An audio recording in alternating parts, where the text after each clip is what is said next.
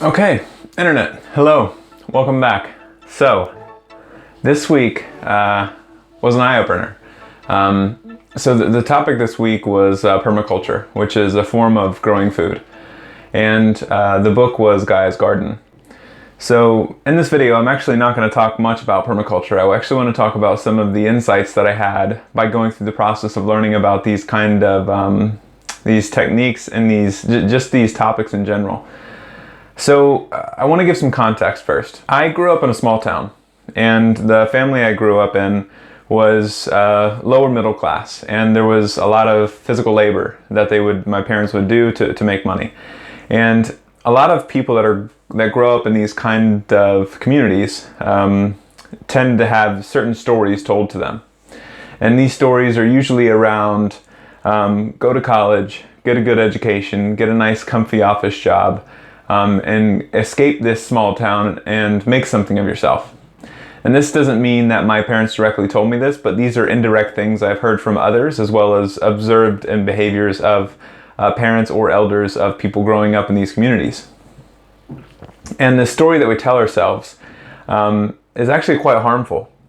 And it's harmful in the sense because there's so many false assumptions baked into these stories that we're telling ourselves, where we're trying to escape somewhere where maybe you don't need to escape, or you're trying to become somebody or something or make a name for yourself as if you don't have a name or you're not somebody today. And also the skill sets that are favored in these communities, there's a leaning towards usually technology, computer science, engineering, medical doctors, things like that, because these are more quote unquote valuable to the society that we live in within today.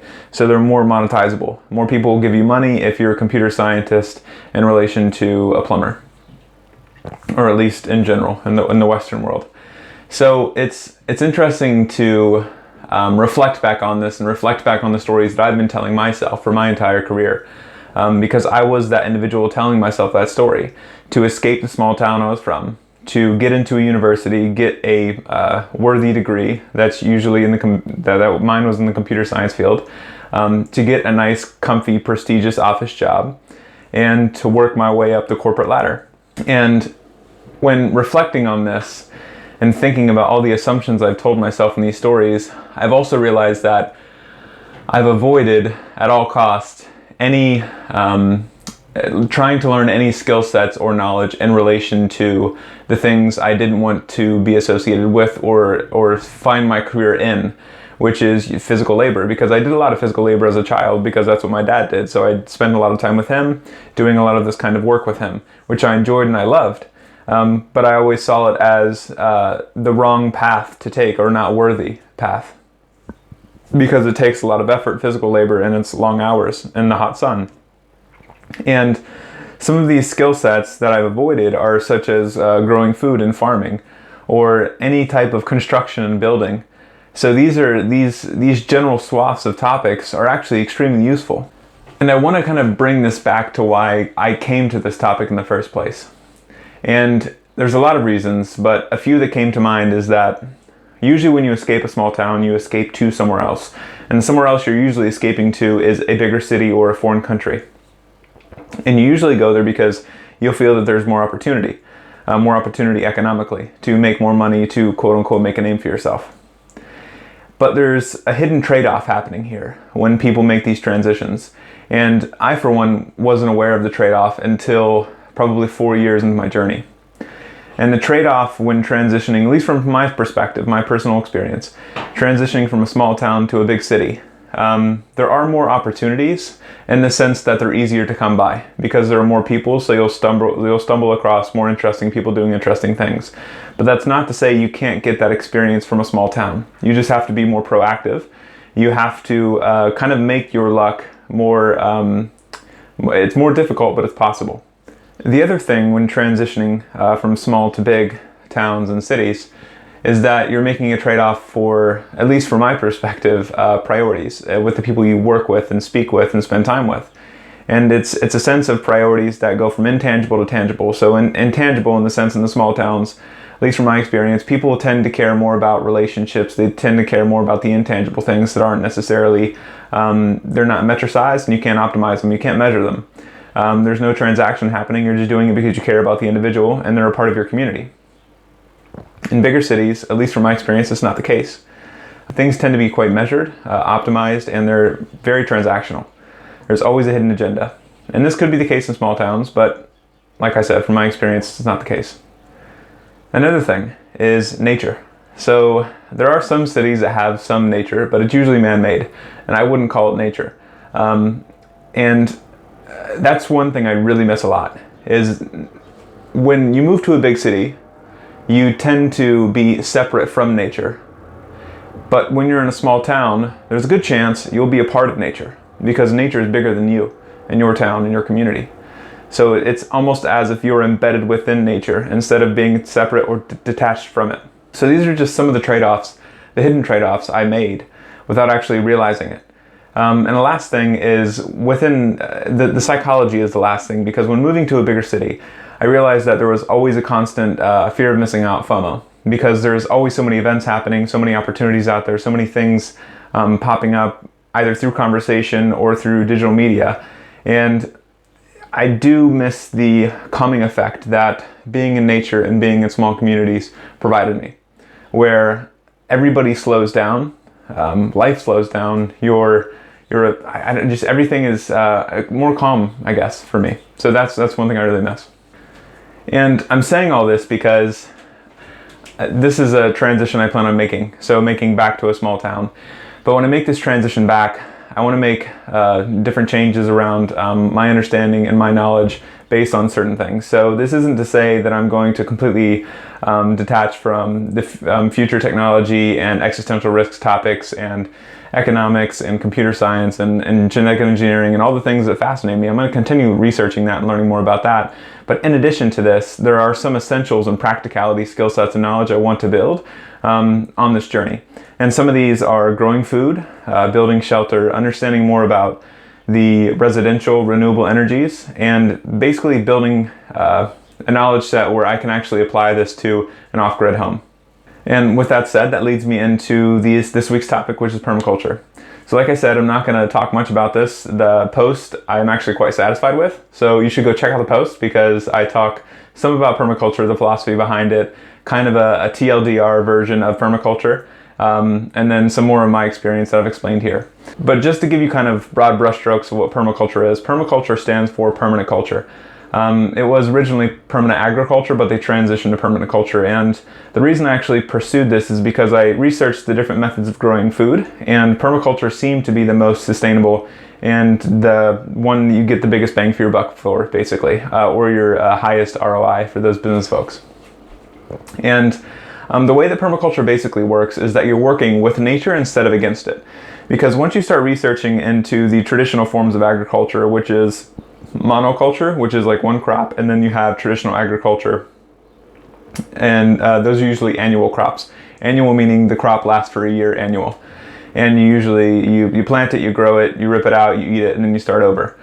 But with permaculture, you're actually doing a lot of upfront work. So you're doing a lot of designing, you're doing a lot of observation from the landscape, how the climate reacts, and basically you're structuring your both home and landscape in accordance with the climate around you and the topography of the land. So you can basically leverage everything around you to work in your favor, and you can also protect yourself from the bad things. And by doing this, and by putting all the work up front, you can basically potentially create a garden, a landscape that is labeled as like a food forest. And what happens over time, over 5, 10, 15, 20 years, this food forest starts to actually grow, and it's a positive feedback loop where it actually starts feeding into itself. And there's not a lot of continual energy you have to put into this, such as compost, such as tilling the soil, such as replanting plants. So everything kind of feeds off of itself, and it's a closed loop ecosystem that keeps growing and evolving.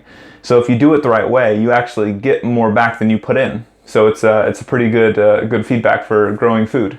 So I'll leave it at that for permaculture. I mean, there's tons of stuff in the post and in the book that I've read that talk more about the practicalities of the different types of soil, the types of plants you should plant, the different types of plants that should be together, the sun, the wind, the rain, the water, etc.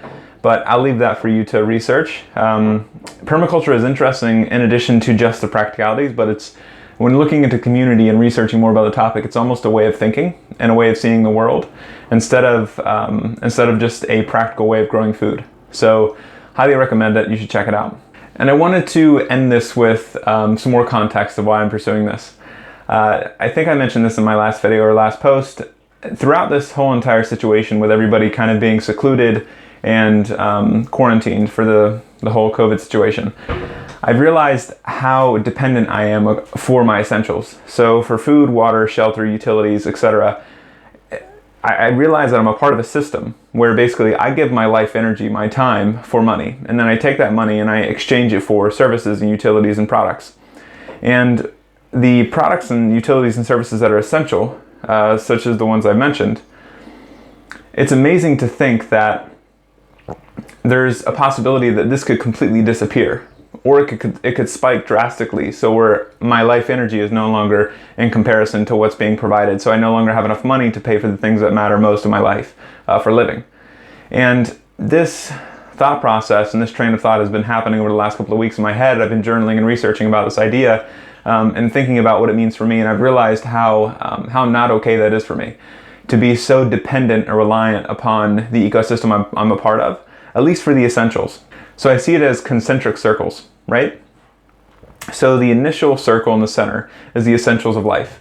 And my goal, probably over the next couple of years, is to make that as independent as possible from the system around it. And that's not to say that I want to completely separate myself from society, because I'm a huge fan of technology. Obviously, I'm doing this video and doing all kinds of research, and I love being connected, using the internet and leveraging technology in any way I can. But when it comes to the knowledge, the skills, and the architecture and design of someone's life to be independent for the essentials, I feel is quite important. So with that said, I do plan on trying to get to an off-grid lifestyle, and I know that sounds kind of prepper mindset, like conspiracy stuff, but I think having your essentials independent from everything around you, it actually gives you the ability to be more confident. And it gives you the ability to be more supportive of others, because you're walking around with the calm confidence that your essentials are taken care of. You are no longer reliant upon others to provide those for you, because you know you've put in the architecture and the infrastructure for that to last. And you know the ceiling, you know it's constant. There is no variables. And with that having being said, then that means you can focus more on the community, both within your local community or the global community. And you can work on harder problems with more confidence. Without concerning about your own concerns. So for me, this is a pretty important step. So as I said, I'm going to continue researching, obviously, the interesting things that interest me outside of just its practicalities of understanding how to grow food, build stuff, and just live in a more independent lifestyle. I am going to continue this other macro stuff, but I'm also going to do 50-50. So between learning how to build, grow, just the overall off-grid lifestyle, as well as kind of the macro interesting things. So I'd be interested to hear your thoughts on this. Growing out the beard, internet. See you around.